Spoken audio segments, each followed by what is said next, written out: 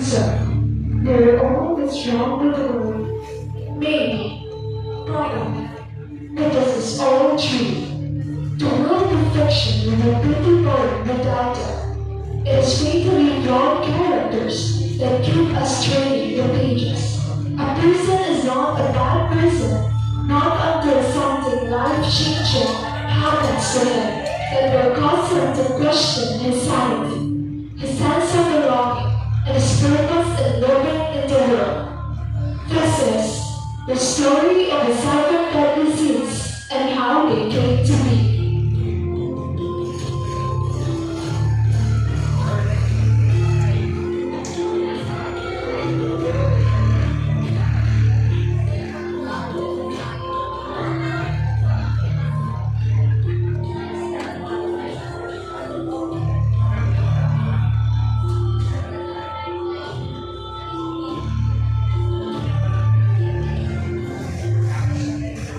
There was once a benevolent king that ruled over the land of Zootopia. His kingdom is ever glorious and powerful, but it attracted the envious neighboring kingdoms.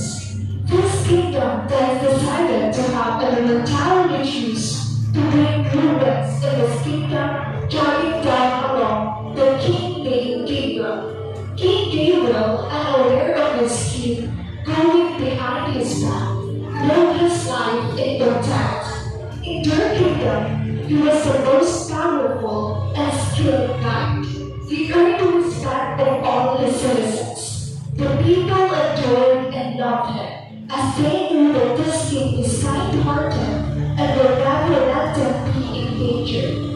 They knew because they watched him grow up. Because of this, his close friend is bothered by the fact that their friend will have no companion to be when he grows old, because he is so focused on protecting the citizens and the kingdom. He set him out to a blind lead. King Gabriel was reluctant at first, but patience. He met someone who he didn't expect him to fall in love with. To the help of his friends, the awkward King Gabriel managed to win his loved one named Elizabeth.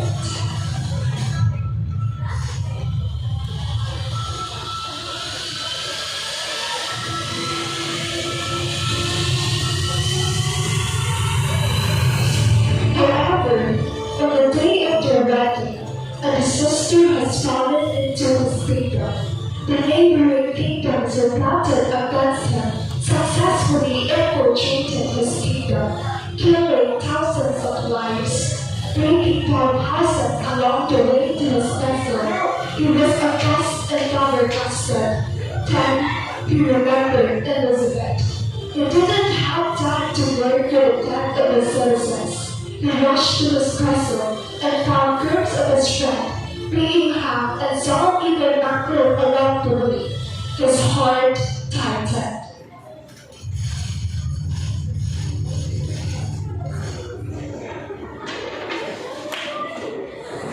So he rushed, hoping he could still save Elizabeth, the only one left for him. But what he saw inside the castle broke every sanity that he had. There at the altar, Elizabeth lay dead on the altar table, plus broken. His enemies had surrounded him, and knowing that he was the only one left, all of them attacked at once. King Gabriel slaughtered every enemy he encountered his way. He felt wrath, and for the first time, he wanted it to take over. After 3 days of non-stop slaughtering, King Gabriel cried and thought to himself,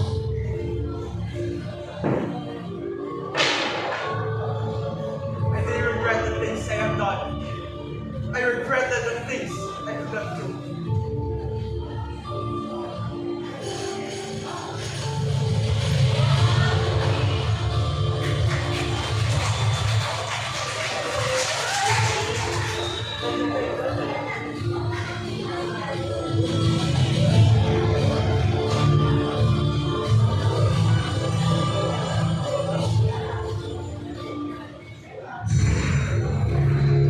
Maxima is the strongest princess in the kingdom of Gilgamesh.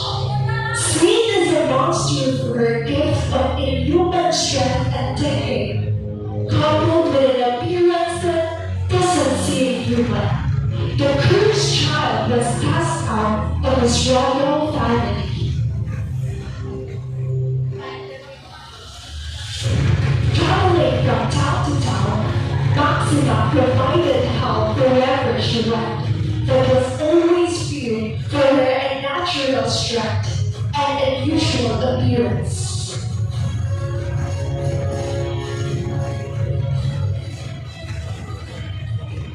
Accused of destroying the towns he had helped, Maxima just respected the king of Gilgamesh because she criticized the way he governs his people. King Charles of the Young? Maxima, why are you here? What kind of king are you? You didn't have the right to face the problem of your people. Enough! Guards, take her! Stand down from your golden throne and realize your golden throne! Entering God and was given the seed of pride.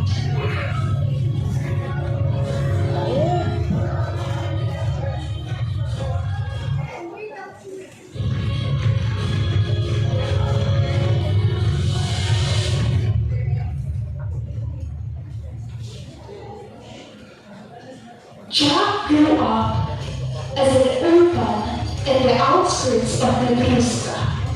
Numerous crime and dangers lurked around the city, and Jack was one of the prominent criminals and on the wanted list of the kingdom. Criminal indeed, but very intelligent and cunning, as he continues to escape from the clutches of the horde of knights wanting to catch him. He was known for stealing the rich because he knows that their wealth is outcome at saving lower class in the society. They were the scummiest of the scum, and Jack detested them for that.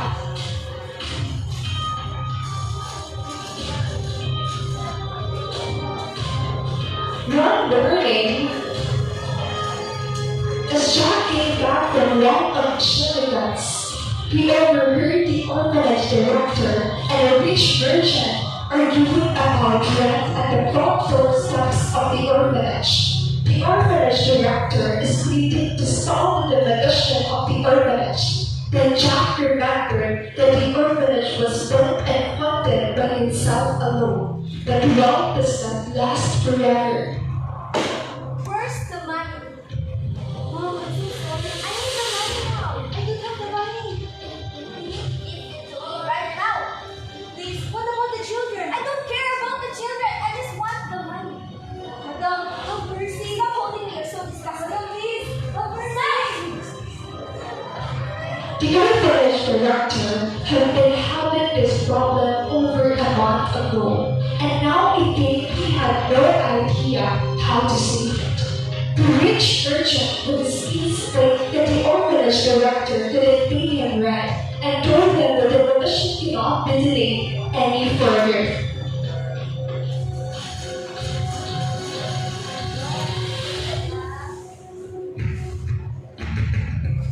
Sixteen-year-old Jack Ryder needs a plan. It's not that he will in the orphanage and the other orphans defend him on their own. He just needed to let it be. He needed a miracle to save their future. The orphanage already doesn't have the means to support them all, and that's why he needed to act the part of a villain.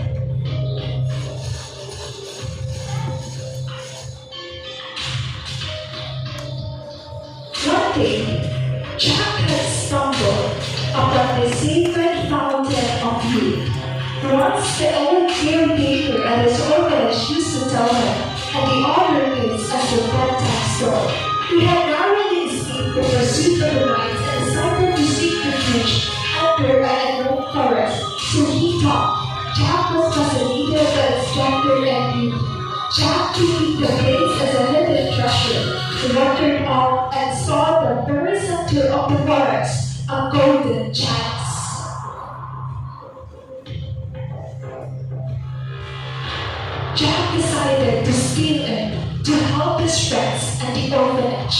Jack stole the chance. For convenience, he dropped the water, not knowing what it contained, then left the forest.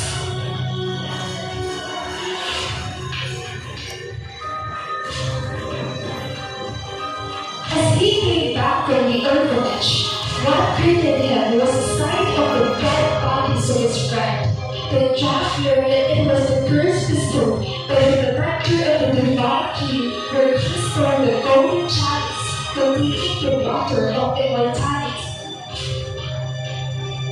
He then was given the seed of grief as a reminder for the seed he had done.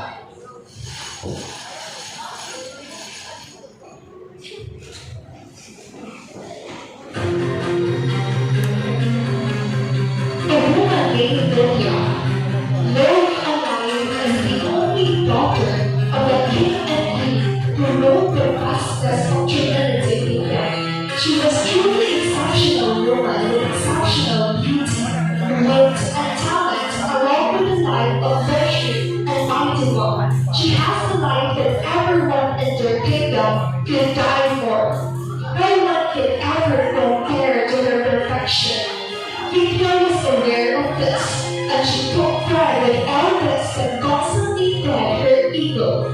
She never felt any threat to anyone, and never considered anyone as good enough, including her own parents. She was so full of herself that she can't handle the lowlights and their boring activities, and decided to went on a quest to challenge every best and comparable humans in other kingdoms.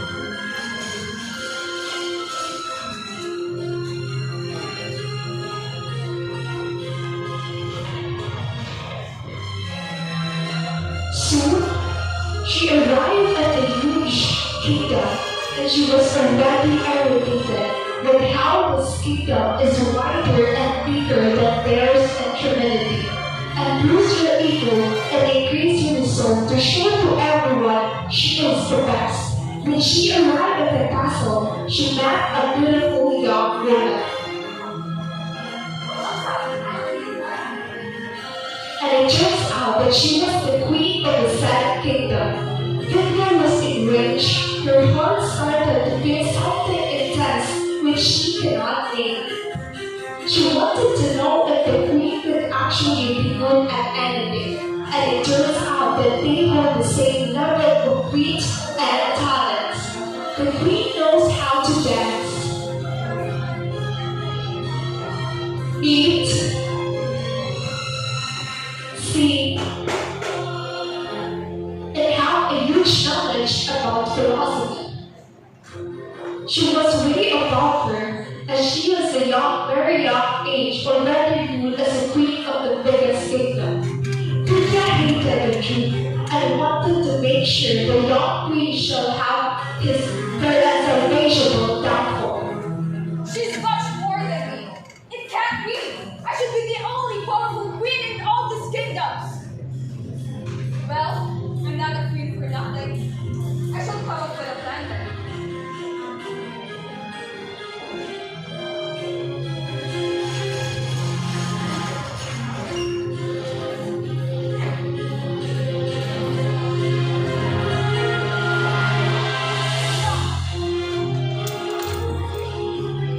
Eventually, he became the best of friends.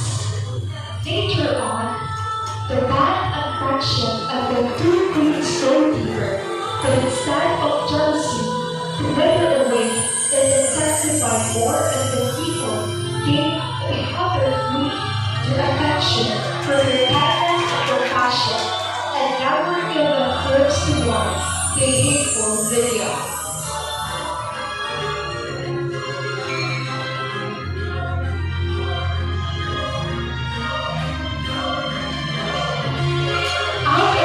And intense envy, she killed her best friend, the young queen, for she always wanted to be better than anyone else.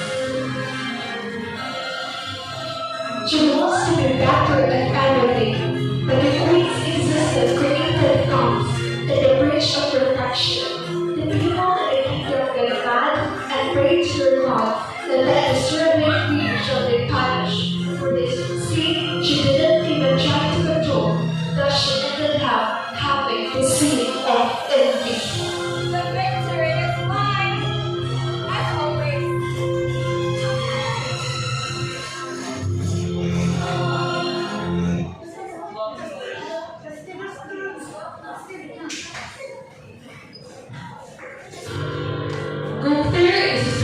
a rich family. He lives in his life lavish.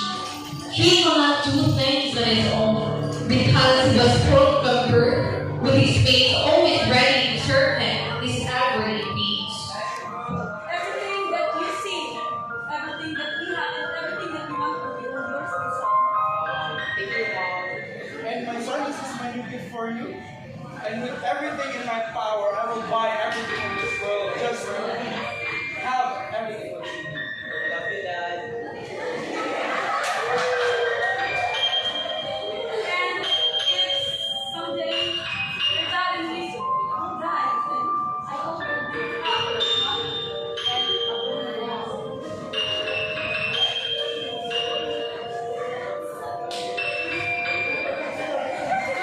One day, his parents died. And because he was an only child, he was left alone to manage the estate left by his parents. Luckily, his parents decided to be well-mannered in that fight. This means that some people remain loyal to his family. Although the servants were reluctant to continue serving his young master, who isn't able to do anything on his own, they also empathize with his situation. Their young master was indeed at fault for being lazy, but it was not his fault to be spoiled to this extent. His parents just loved him so much, they wished nothing but harm and inconvenience their only favorite child. Daughters or sons may be full of people, but no one dares to speak with them equally because of the old notion that you will be punished if you get closer to your fault. One day, a king of an old servant named Penny chased away the loneliness of the young master. And the two became good friends and fell in love. It was the first time in Luther's life to feel so motivated to live. The love for each other made the residents lively again, and the servants sighed with relief because their young master resembles the attitude of their old employer, as he takes great care of them, such as the influence of Penny in his life.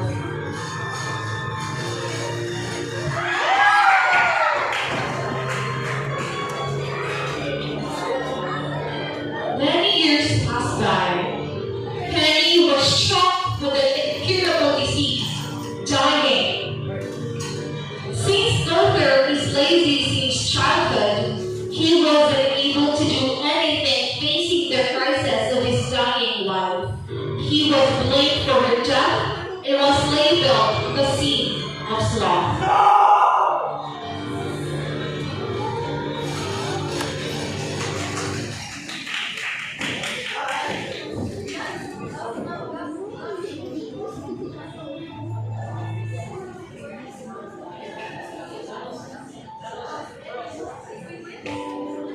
The world now has a very peculiar way of living, as each one of the members of the community live alone and totally separated from one another.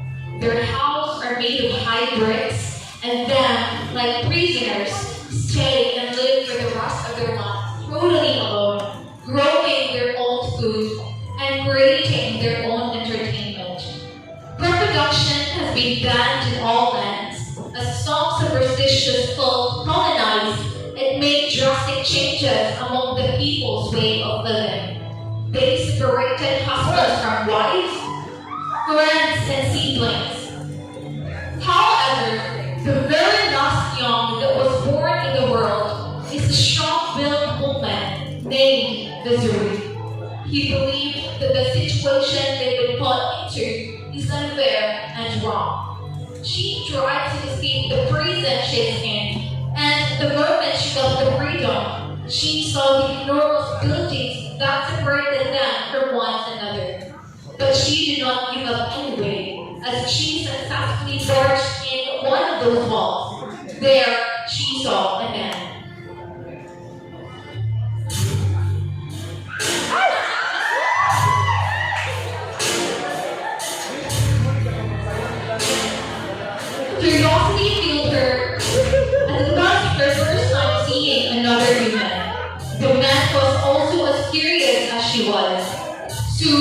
they would find themselves comfortable with each other's presence.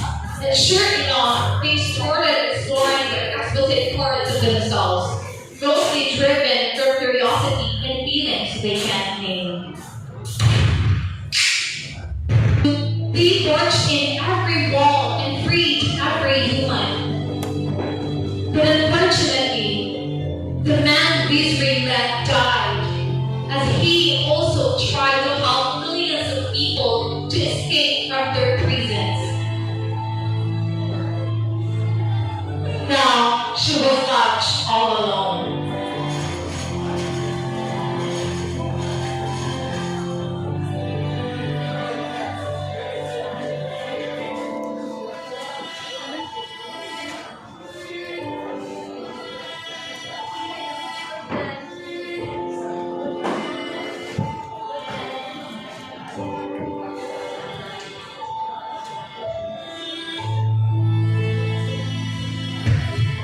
But then, she was determined to share to everyone what she thinks is an important aspect of human's life: sex and pleasure.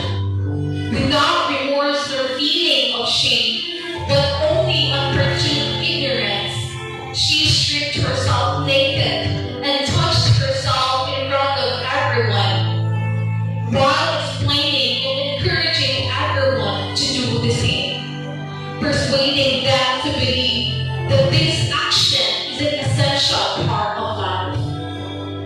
Strap yourselves, people! Feel your soul and feel your body. Which, as ignorant Kahumans have become, did the same and opened the sense of insatiable hunger among everyone. That sooner, everyone would then be completely out of their mind, clashing their bodies among others, not knowing the great effect it may bring. It looked ugly and chaotic. Humans became slaves of desire they could not understand. The old Kuru learned too late about this, but learned about the woman who started a equal practice. For sex should only be for those who love each other, for those who wish for offspring. It should be a sacred activity. Erotic is supposed to be a feeling only for the person you love and shall not be out to open, as it is an intimate action. But with what misery have done, she repeated and ugly, totally misunderstood definition of feeling sexual desires, coined as lust. And as she was the one who started it, she earned the sin of lust.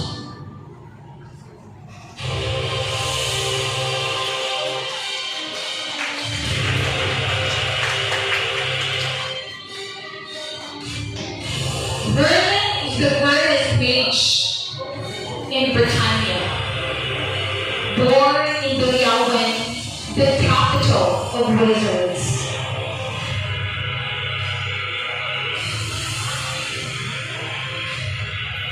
A glutton for knowledge.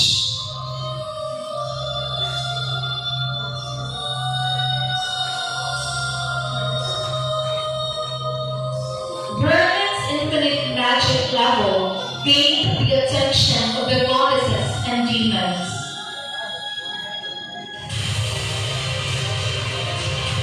The supreme deity in the demon king offered Merlin immense blessings to remove him to their sides of the holy war.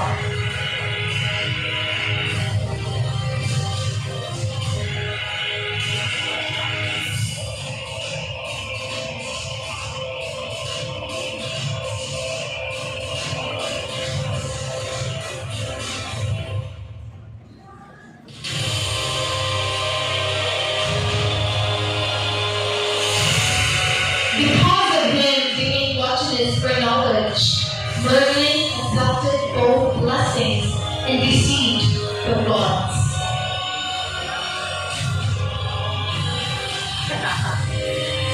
I was waiting for this very day. I decided to let my my friend went down.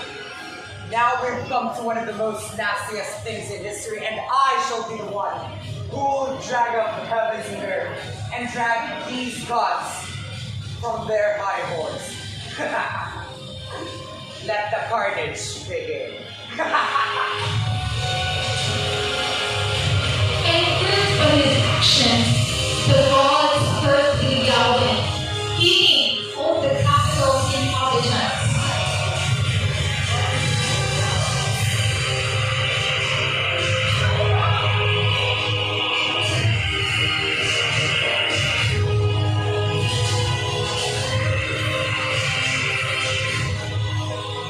But learning who has an infinite source of life.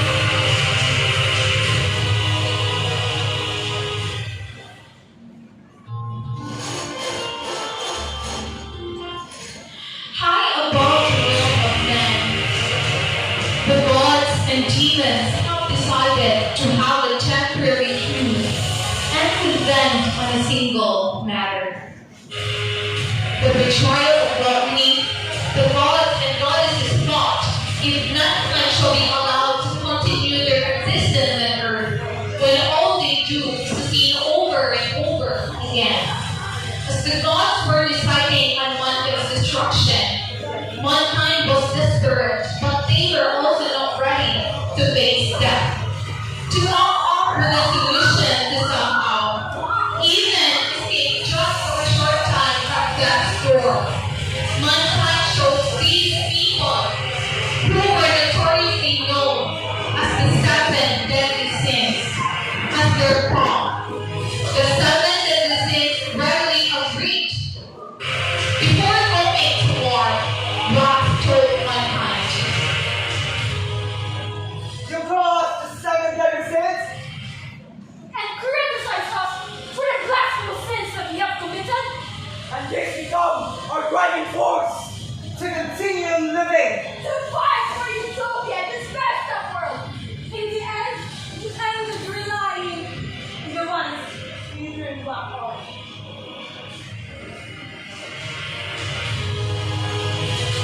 it seemed as though there was no chance to defeat the mind of the gods and demons. But, contrary to their expectations, the seven deadly sins, whom they believed to be the source of fear and evil, ended